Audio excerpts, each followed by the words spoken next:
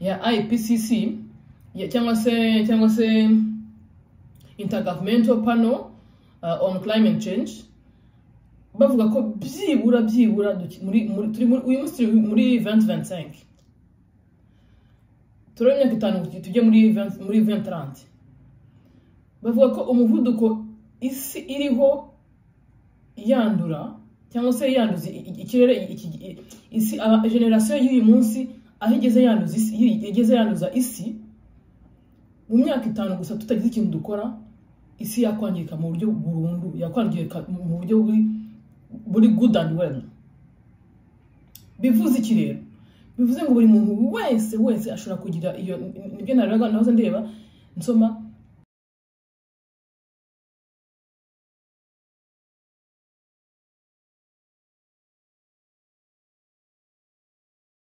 Hello friends, Naughty ndabasuje kandi mbahaye ikaze kuri Naughty again. Welcome.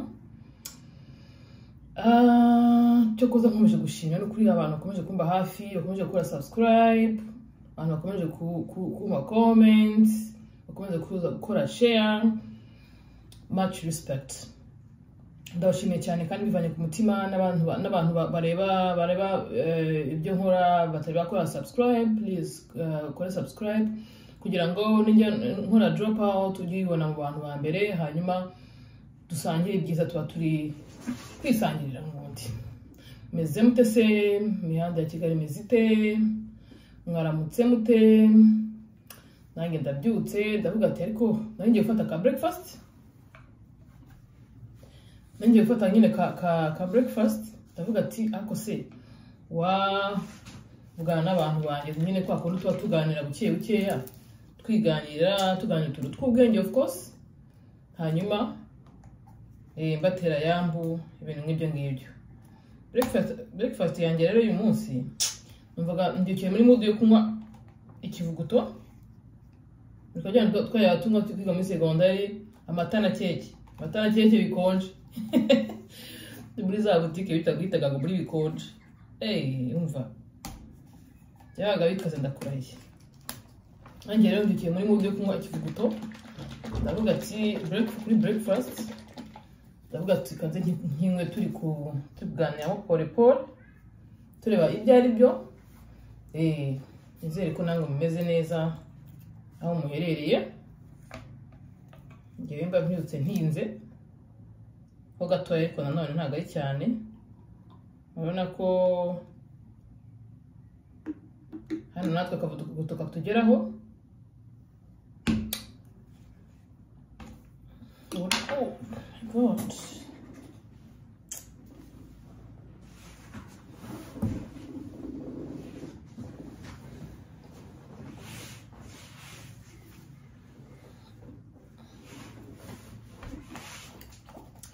So guys, nifuje rero ko tuganira, ari banatinze mu buriri ndi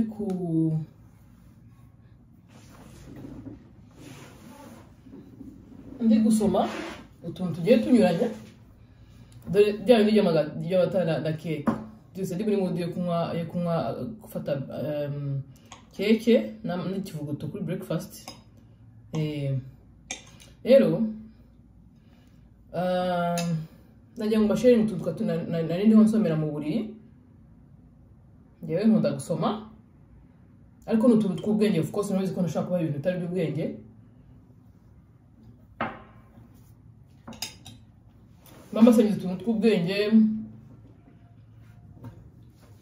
tuganira pole turi gusangira ka breakfast.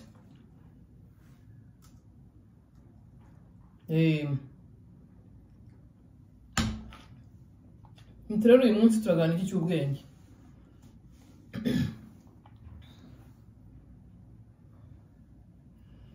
Uyu munsi tugiye kuganira ku kintu cyitwa legacy. Iyo wavuze legacy wumva iki? Iyo wavuze legacy wumva iki? Cyangwa se iyo wavuze legend wumva iki? Mu Kinyarwanda legacy ni nk'ikira, ni nk'ubutwari cyangwa se ubutwari cyangwa se ubutwari se bugira ngo cyangwa se ibigwi. Yego, legacy ni ibigwi. Ngiye kuganira ku kintu cyitwa ngo kivuga ngo ibigwi cyangwa se umunyabigwi. Iyo bavuze ngo umunyabigwi cyangwa se legacy wumva iki?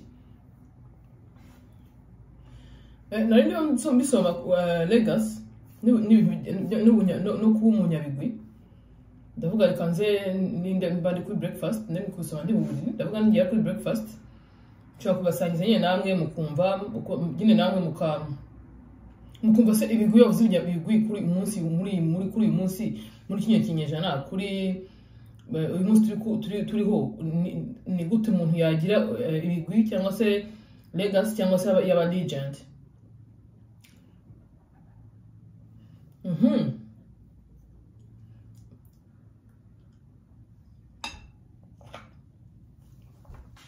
Umuntu wakuva legacy akagira ngo wenda ni ukuba baravumbuye ikintu runaka. Yes, nabwo ni ubunyabigwi buhambaye, ariko umuntu nyine kuba atagira legacy, ataba legend, kubera ko yumva wenda avuga ati njyewe ntacyo nzavumbura, cyangwa avuga ati njyewe ntago nzagera kuri Mercure, mugabane wa Mercure cyangwa se Mars, cyangwa akavuga ati njyewe ntacyo nsanga nzakora ku isi, njye ntago nabo umunyabigwi. Ukaba waraje kwishyira ahantu ntago umunyabigwi. Ariko koko nibyo turi mu myaka 50 nari ndi gusoma kuri mu myaka 50 iri imbere hazaba haje ikindi gisekuru. Uhereye umunsi myaka 50 iri imbere hazaba haraje ikindi gisekuru. Ariko kandi natwe ukungu tumeze ntabwo ariko tuzaba tukimeze, tuzaba twarashaje. Hari igisekuru gishyashya, kinyejana gishyashya kizaba kivuga kiti abakurambere bacu cyangwa se abantu babaye imyaka 50 iri imbere bafite iyihe legacy, basize iyihe legacy ku isi. Ntabwo ukeneye kuvuga ngo wubake ibintu birenze, ushoboye nayo ni legacy intarayenze rwose, ariko ushobora no kugira legacy yawe nk'umuntu ikinyejana kizakwibukiraho kikavuga ati wenda umuntu abantu babaye ku isi imyaka 50 yashize basize legacy imeze gutya, bayisize imeze gutya. Ibyo rero ntabwo ni contribution y'umuntu uwo ari we wese, ntabwo bisaba ngo uri umukire urenze, nta kintu bisaba kuba uwo wiyumvamo kugira iyo legacy. Reka nambabwire ikintu nasomye. Nari ndiho nsoma nkuko nababwiye mu myaka 50 iri imbere. Imyaka 50 iri imbere hazaba hari ibisekuru actually bibiri. 25 ni igisekuru, mu myaka 50 iri imbere hazaba hari ibisekuru bibiri. Hazaba hari iminsi isaga 18 ni imyaka 50. Ni iminsi isaga 18 ni ibisekuru bibiri ari imyaka 50. Hanyuma mu myaka 50 nibyo nabwiraga nihe legacy tuba twarasize ku isi. Abantu bazaduturukaho ni cyo bazavuga bati twarasize.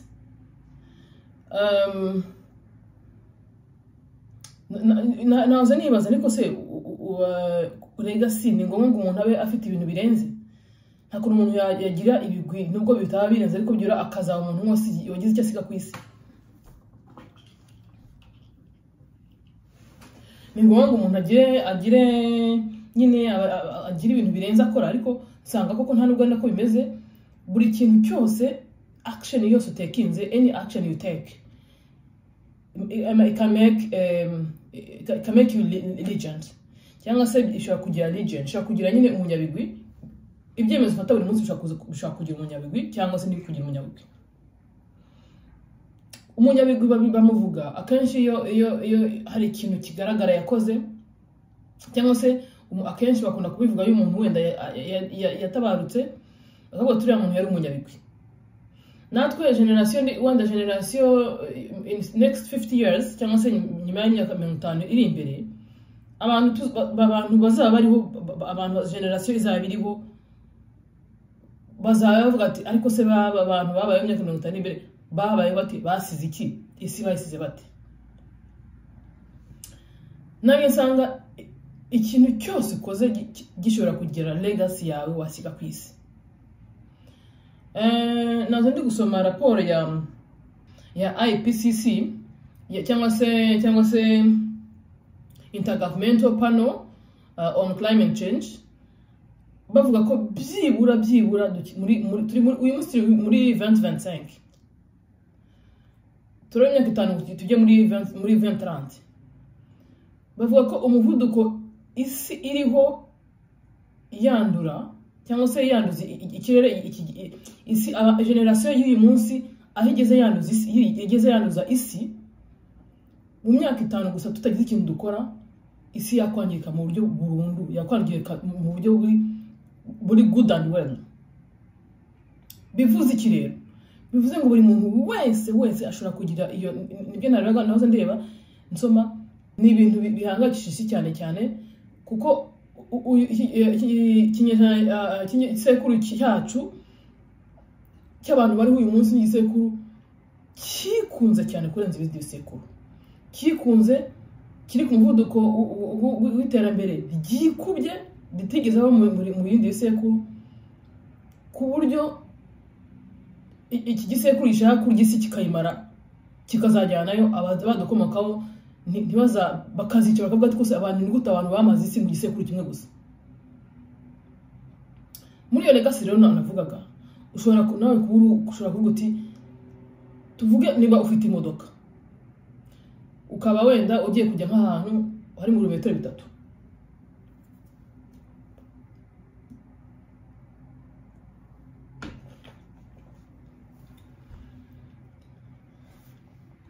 urumva niba ufite imodoka ukaba ugiye kujya muri metero 3, none kuri abantu twebwe igisekuru cyacu cy'abatubanjije cyari igisekuru incredible,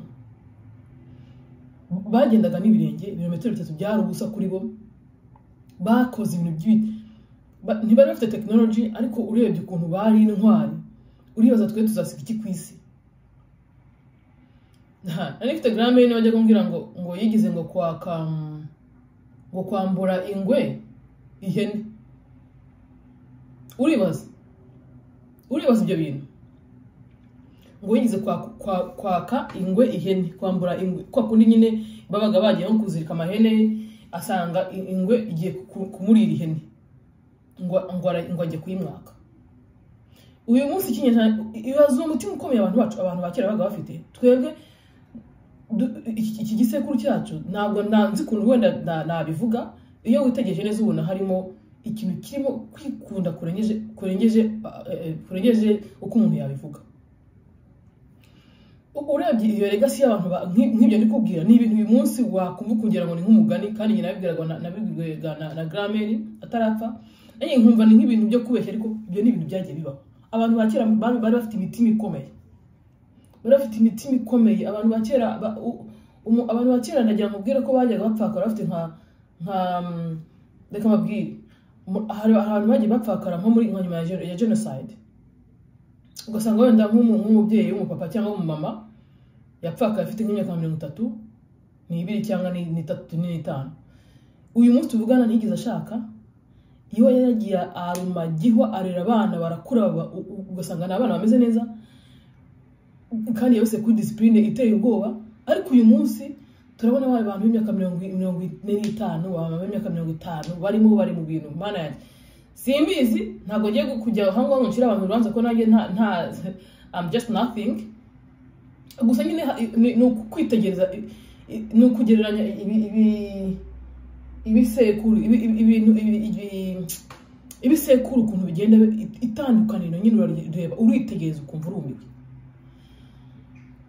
Iyo legacy rero navugaga nabwiraga nimba wenda nimba ugiye urabona ino keke nayiguriye muri kano kantu nta gashashi. Contribution yanjye ishobora kuba kano gashashi akangakura gusa naguriye ino keke, aho ndi bugashyire,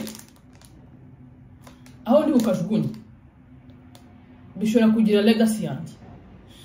ngafashe nkajugunya hasi ku butaka nikabora nukwangiza ubutaka kandi ndi kubaho nundi muntu akeneye kuzana nawe akabubaho ntakibaho nukuvuga ngo ninkajugunya ndabititaye ku muntu uzaza ndamutse nkajugunya ahabugenewe kakagenda bakagashyira ahabugenewe n'ubundi ababishinzwe iyo nayo ni legacy. It's part of legacy. Ntabwo ukeneye kugira ibintu byinshi. It's part of legacy. Nimba ukeneye wenda urabona nibagiye telefone yanjye mu cyumba ariko uyu munsi ufite telefone iPhone 10 nawe ufite 10 cyangwa se let's say 14 kubera ko amajije gusohoka version zindi ebyiri utayigura urumva 14 nk'uri soko kuzayigura nyamara 14 yawe it is still functioning perfectly. Aya mabuye bakora mu telefone na mabuye ni umutungo kamere w'isi. Wowe urayifashe iyo wakoreshaga hano mu bihugu byagiye bitera imbere nta muntu biragoye ko umuntu afata akoresha ikintu akakigwa ko kongera kugikoresha.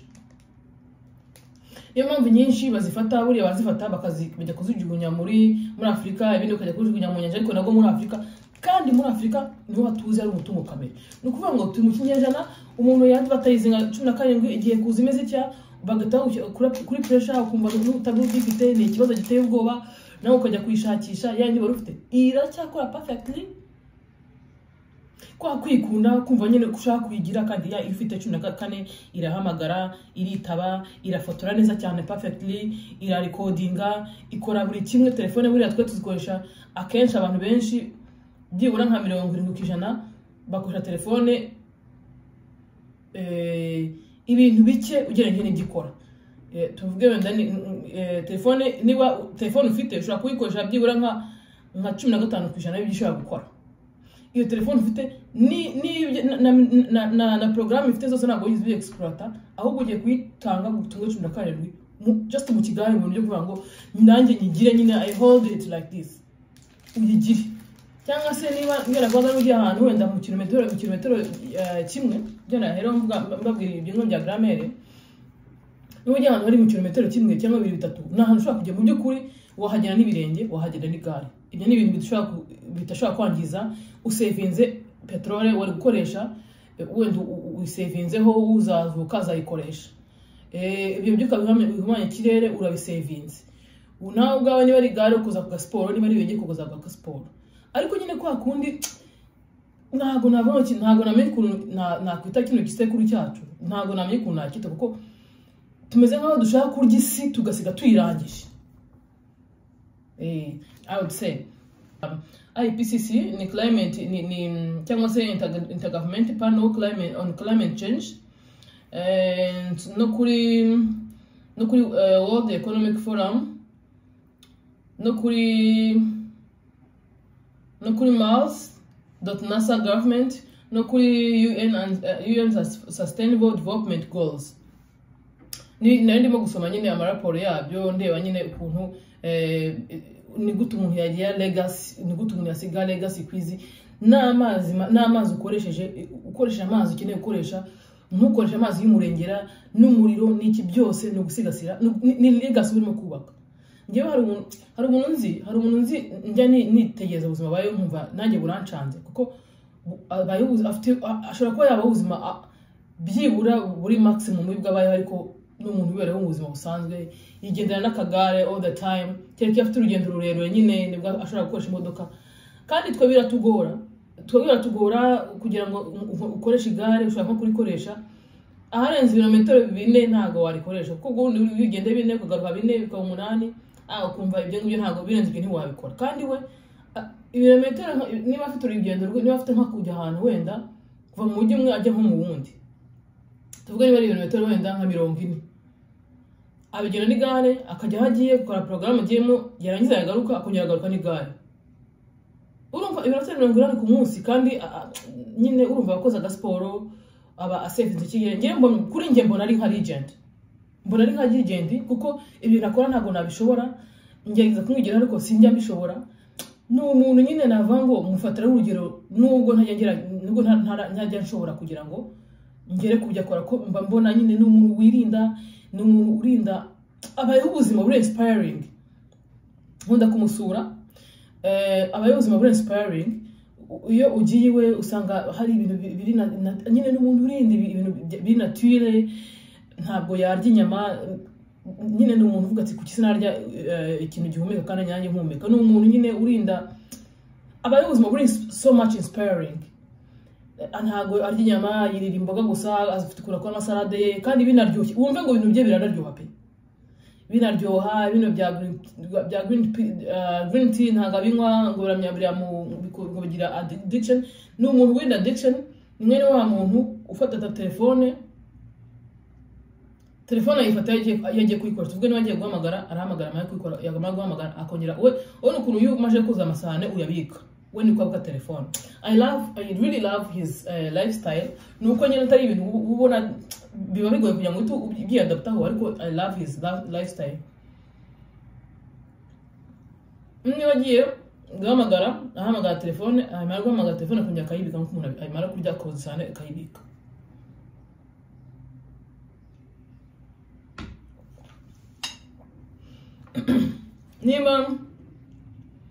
niba n'umuntu nyine ubayeho lifestyle ya kera kandi n'umuntu kandi in the other hand n'umuntu uri civilized muhurukana n'umuntu uri update n'umuntu ushyira mu gaciro kandi katari ka buri wese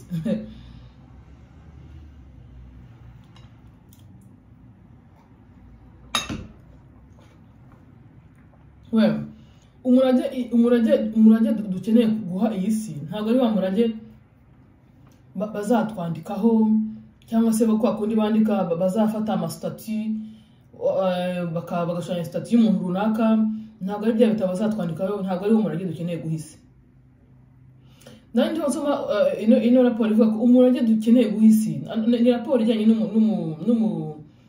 n'umu professeur wanditse ya article ko umurage dukwiriye guhisi uyu munsi kano kanya kandi turi kuvugana kuko niba babwiye ngo uyu munsi muri 2025 dufite less than 5 years kugira ngo byibura dusaving isi itangirika mu buryo buri definite buri burundu yavuga ati umurage dukeneye guhisi yagize ati umurage dukeneye guhisi ntabwo ari umurage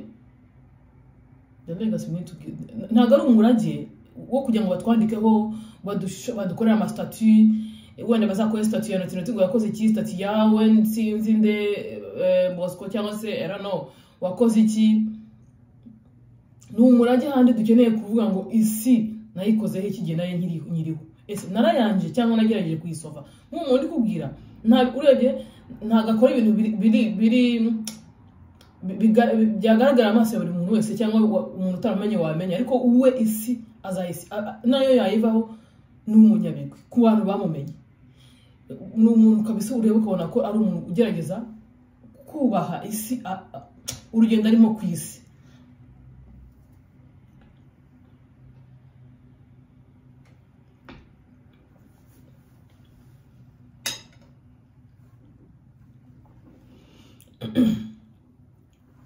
arimo avuga ngo ntabwo umurage dukeneye gusigira isi ariko ayo bintu byose nukugira ngo byibura buri kantu gato kose ukoze utekereze ku isi urimo nawe uzayisigira n'umurage tuzasiga hari abantu babaye tutaze ko tuba ngo bagize imitima ikomeye n'umurage tuzasiga mu mitima y'abantu bazabaho igihe twe tuzatakiri ku isi iyo niyo legacy isi dukeneyeho kano kanya ngo turi kuvuga hari umuntu wicara kuma nyine hari abantu nyine bafite kuzazamura isi kumva we nta kintu wakora nawe wagikora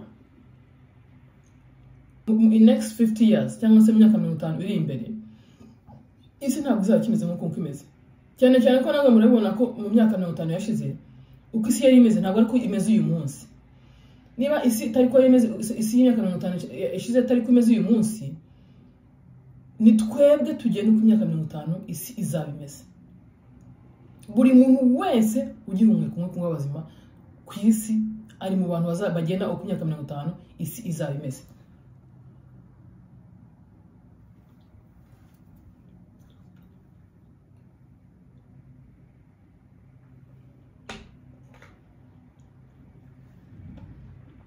buri muntu wese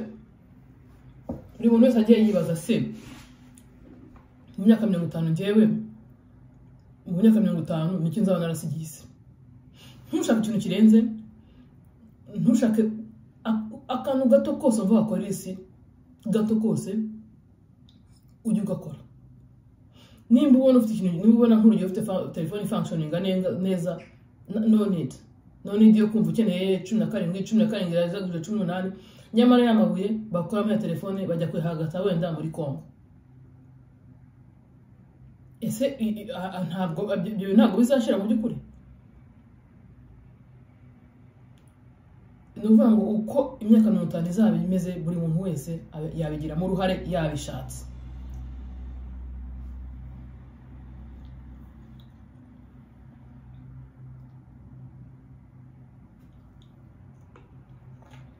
Over 60%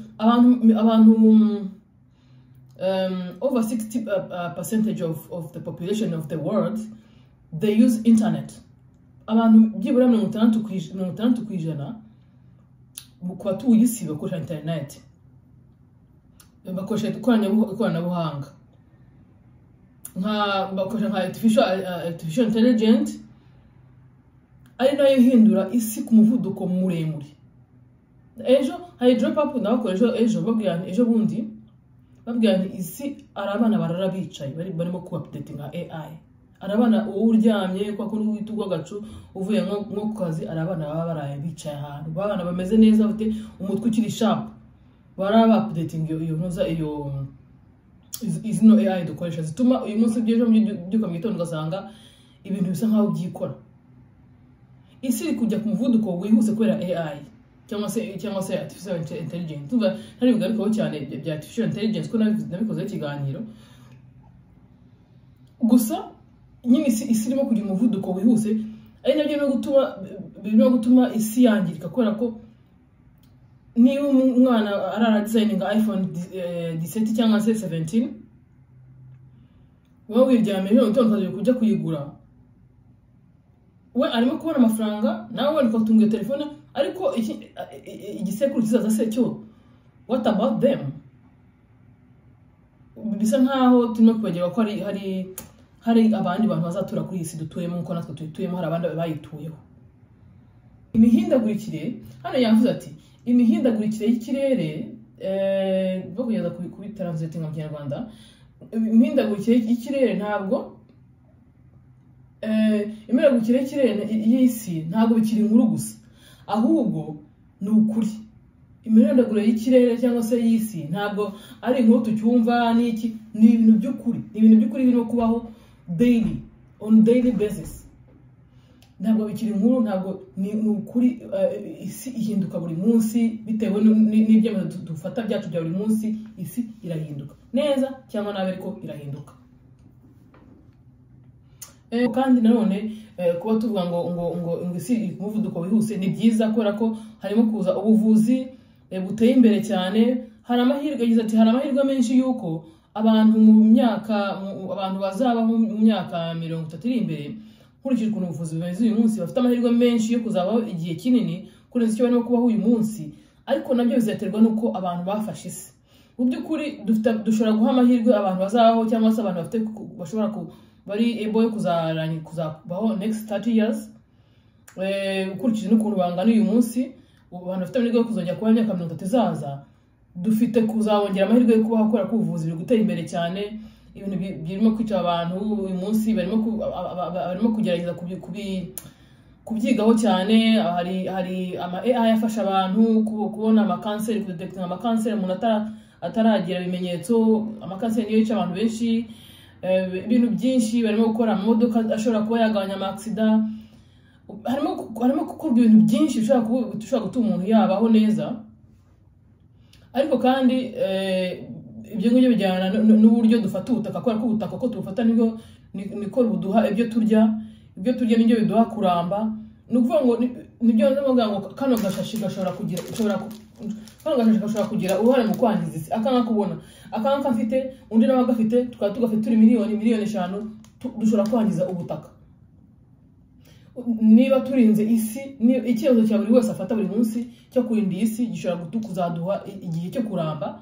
Nubwo bitaba twego turi uyu munsi, ariko byibura twebwe abo tuzasiga ku isi, abo tuzabyara,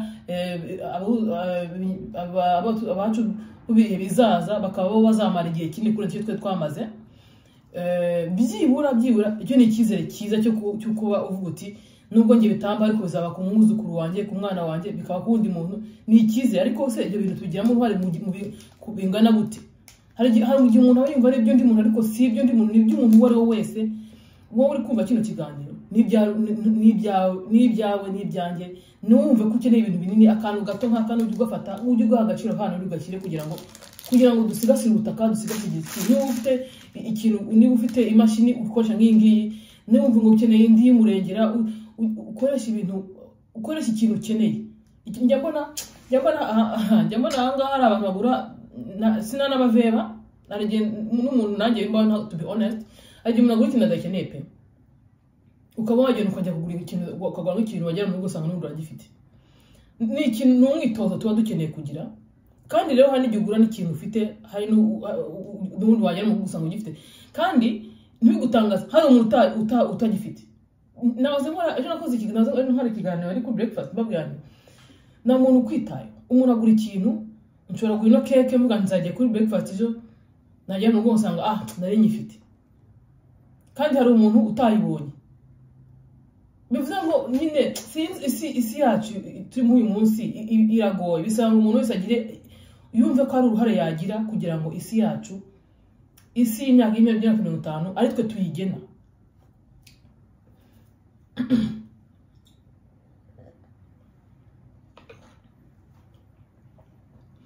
ngo muri 1700 abantu bageze ku kwezi, kugera ku 1700 abantu 1770 abantu bageze, umuntu wa mbere yageze ku kwezi. Kandi kera byari inzozi kugera ku kwezi, ariko muri 1770 byabaye umuntu yageze ku kwezi.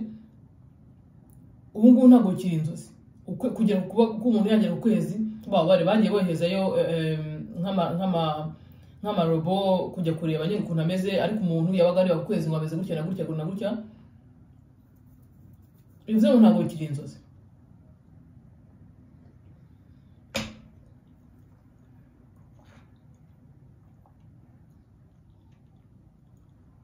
Mu 1980, muri 80 no muri 90 abantu batangiye kujya bagendana za mudasobwa mu mifuka yabo, cyangwa se wenda reka mvuge telefone nayo ni computer cyangwa se ni mudasobwa. Ibyo kera byari inzozi, ubu n'ikiri inzozi. Aho gusigaye uvuga uti niyo igezweho, nguri ihe na upgrading gute, ibintu nk'ibyo ngibyo.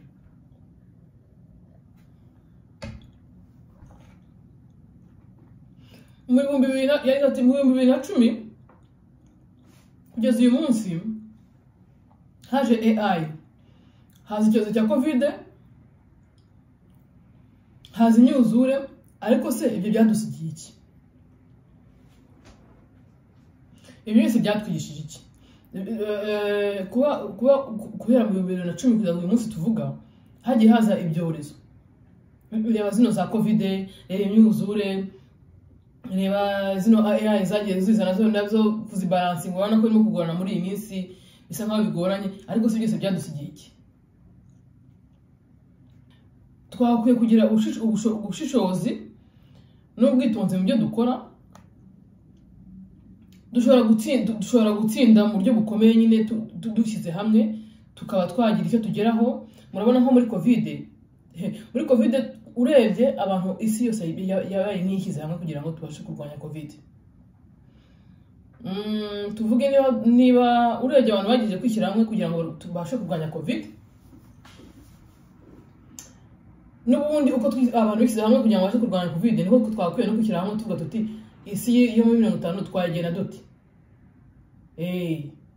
Niba abantu barashoboye kuvuga ati tugume mu rugo, tukaguma mu rugo twese, isi yose ikaba muri karantine yose uko yakaba, umuntu akajya gusohoka akabanza akabitekerezaho. Atari kuvuga ngo buriya hari ibyo abayobozi bagiye batubwira, ariko hari n'ibyo twayadutinya tukavuga ati ariko se nsohotse byagenda bitera, nsohotse umuntu akanyanduza. Ubwo shyiramo ako kantu.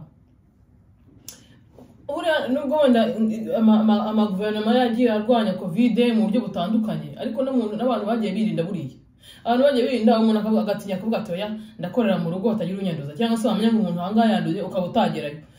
Iyo responsibility watekinze uvuga uti ntandura nanjye nkaba nagendera muri kino cyabo kandi hari abantu benshi bagendemo murabizi. Iyo responsibility wagize yo kwirinda uyu munsi n'undi wakwirinda ko iyi si nayo myaka 5 rwose uyiriho n'imyaka 5 ushobora kuzaba ukiriho, hari amahirwe menshi. Niyo mpamvu ugomba kwifata nk'uko wafashe icyerekezo cya covid.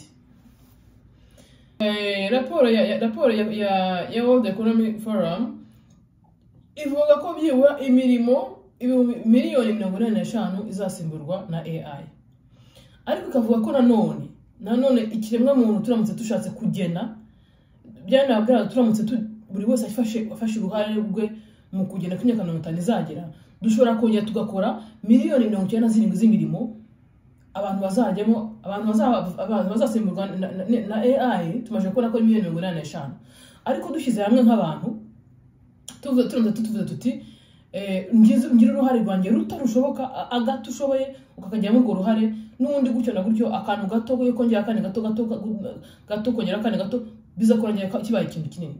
Dushobora gukongera tugakora imirimo miliyoni 97. Ni ukuvuga ngo imirimo yakwiyongera kandi na AI iri mu yindi mirimo bivuze ngo umuvuduko w'isi waba iterambere ryawe ari ku rwego rushimishije kandi n'abantu bari bagifite imirimo miliyoni 87 AI iri kuyikora, imirimo miliyoni 97 hari abantu bari kuyikora. Icyo gihe isi izaba iri ku muvuduko muremure ariko ibyo ntabwo twabigeraho buri wese atumva ko abifitemo uruhare. Ino raporo yavugaga ngo ntabwo hazakomeza kubaho, ntabwo tuzakomeza kwiringira abanyabwenge gusa, abantu tuzi nyine bafite ubwenge b'intiti gusa, ahubwo tugomba no kugira abantu bazi kwiga. Niba umuntu akoze no keke agukoreye keke agashyira muri yashashi iga nawe kumenya uyishyira. Niba umuntu akoze ikintu n'umunyabwenge akoze ikintu utashobora ariko nawe shaka akantu gato ukigiraho kugira ngo ushobore gusevinga isi. Ntabwo bazakomeza kuba abanyabwenge gusa bazamura isi, ahubwo hazakenera n'abandi bantu nabo basapotinga abo banyabwenge, abandi bantu bagenda bigira ku bwenge bw'abantu bagenda b'intiti bagenda bakora ibintu birenze.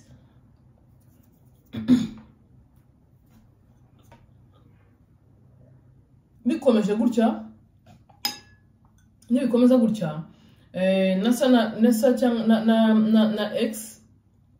na X barimo gushaka uburyo abantu bazimukira kuri Mars. Barimo gushaka uburyo abantu bazimukira kuri Mars kubera ko isi nta cyizere yo gutanga. Ngewe bino mba nabisomye numva nshaka gusoma, numva bimbabaje kabisa n'ababeshye pe, kuko nyine niba abantu abanyabwenge bari kureba bakavuga ati isi yacu rero myaka 5 hatagira ikintu gikorwa, isi izaba ari ahantu habi, bakaba tugeze ku rwego kuvuga ngo tuyivemo twimukire ku bindi kandi n'ingi nitwe dusize tuyanduje. Ese ubundi katuvuga byo bikunze iyo tuzagerayo Mars tuyifate neza. Iyo 5 years umuntu wese sinzi ukuntu njye nayivuga, ariko umuntu wese ufite platform iremereye, abantu bafite ama platform aremereye, twagakwiye nkuko mubona abantu bari mu rugamba isi tumeze nk'aho turi mu rugamba, turi nko mu isi nka world war ya economy. Abandi muri Afrika turi ku rugamba rwo kwibohora ubukoloni, abandi bari mu rugamba rwo kwibohora economy leta mu Kinyarwanda. Muri economy nyine twakwiye no kujya ku rundi rugamba rwo kubohora isi muri rusange. Mu rugamba turimo no kwibohora abakoloni, umuntu wese w'umunyafrika akabijyamo uruhare n'ufite platform iremereye. Umuntu wese uri mu isi wenda umwumva yagira iyo legacy akaba ufite platform iremereye. Niyo udafite platform iremereye ufite ijwi ryawe rimwe gusa ryakora, ariko tukajya twareba iyi si twahindura iki in next 50 years kugira ngo izabe ikiriho tukirimo kuyenjoyinga. Your legacy is needed. Your legacy is needed. Kandi ntumva ko ari ibintu birenze ukeneye kugira ngo ugire iyo legacy yawe iri written somewhere. Nibyo nababwiye sindi gusubiremo, buri muntu wese yabikora. Ntukajya wumva ko ibintu ari iby'abandi gusa ngo hari umuntu twicara tuzi ngo abantu bazakora ibintu tubiprofite ariko se wowe twebwe nyuma yo kuprofita isi twayihaye iki njyewe ndicaye mu rugo ndi kumwe ikivuguto cyiza kiryoshye sinzi niba gikoze ngo ninde ndi kurya agateka keza karyoshye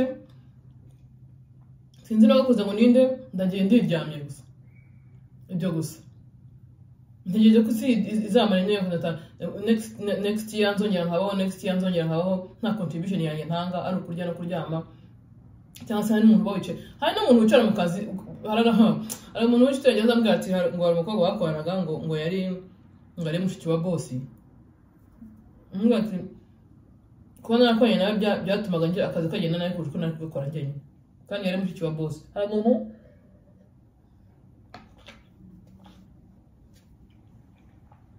buri munsi wa none wicara mu kazi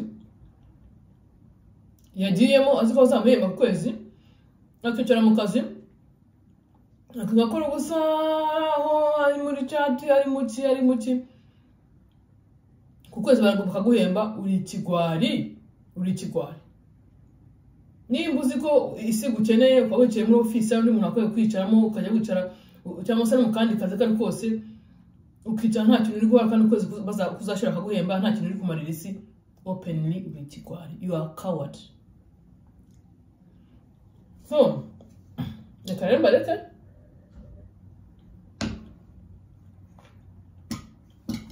breakfast ndayirangije kaga keke ndagaharagase rero amatangi ndayamazemo. It was nice to be with you. Abantu bakurikirana ndabashimiye cyane ndabakunda tetwana buri munsi kandi nukuri abantu mukomeza gukora subscribe mukore share mukore comment vuga nga ndikosigira nimero ndabizi ndikosigira nimero ya WhatsApp nari gusubiza koko mfite akanya gakeya muri iyi minsi mwihangane ndikosigira nimero ya WhatsApp y'umuntu uri mu Rwanda urimo kumfasha